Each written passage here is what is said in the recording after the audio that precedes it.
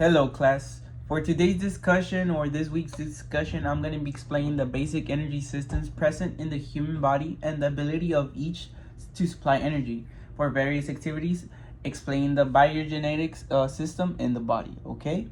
So the human body relies on three primary systems to produce ATP, or in this or what we call it adenosine triphosphate.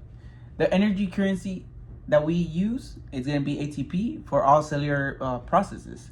These systems are the phosphagen system, the glycolytic system, and the oxidative system. Each has its unique characteristics, energy supply, and sustainability for different activities.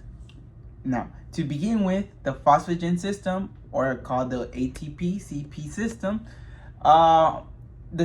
the duration of the phosphagen system is going to be very short bursts of energy, up to about 10 seconds. And the activity type we use or comes to play the phosphagen system is going to be high intensity activities like sprinting, weightlifting, or explosive moments. Kind of like sudden movements that we don't use a lot of energy, but we still want that explosiveness when we use when in play with that activity. Now, the energy source of the phosphagen system, this system relies on stored ATP and creatine phosphate (CP), and that's stored in the muscles.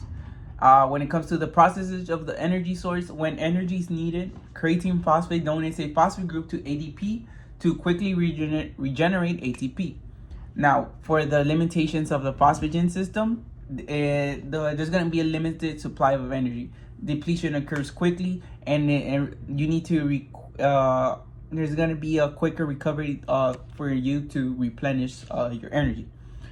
And in second hand, we have the glycolytic system, or also called, or better known as anaerobic glycolysis. The duration is going to be a little bit more than the phosphagen system, but this one's going to last about 10 seconds to about 2 minutes. The activity type that we use, the glycolytic system, is going to be moderate to high intensity activities such as a 400-meter sprints or heavy resistance training. Now, for the energy source that comes to play in the glycolytic system is going to be glucose and glycogen that are broken down into pyruvate, producing ATP without the need for oxygen. Okay, so the processes of the energy source is going to be simple. The breakdown of glucose occurs through a series of enzymatic reactions, resulting in the formation of lactic acid, as byproduct oxygen is not sufficient. So when it comes to the limitations of the glycolytic system, the accumulation of lactic acid can lead to fatigue, and it has a limited capacity for sustained energy output. So most of these, the glycolytic system is going to be, we're going to produce energy when we don't have enough oxygen. We tend to use other energy sources that is not oxygen in this case. But in case of the oxidative system, the aerobic system, the duration is going to be longer periods beyond 2 minutes and can sustain energy for hours. The activity type is going to be low to moderate intensity activities like long distance running, cycling, or swimming.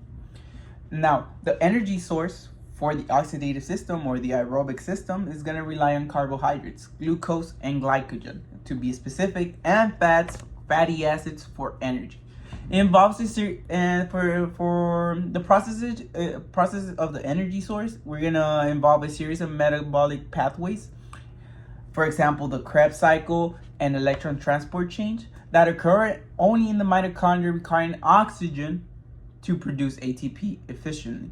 Now, for the limitations of the oxidative system, it's going to be slower to activate compared to the other systems that we just mentioned, and the rate of ATP production is lower, but it can sustain longer activity, something that we don't have in the other systems. Okay, now for the summary of the energy that we utilize in the system, for short duration and high intensity, this phosphagen system comes in play. For moderate duration, moderate high to intensity, the glycolytic system comes to play, where normally the activities we use are going to be the 400-meter dash, high rep weightlifting. Now, for long duration or low to moderate activity, we're going to use the oxidative system, in which we need more energy for long periods of time.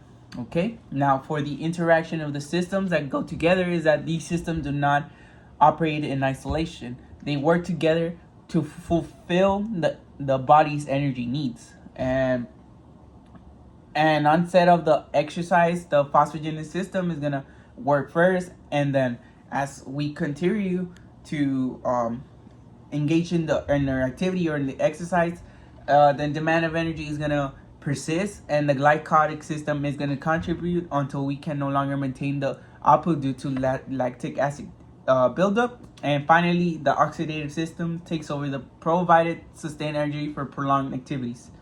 And this is basically it. This is how our systems for energy work together to produce the requirement energy to still be able to continue our activity. Thank you.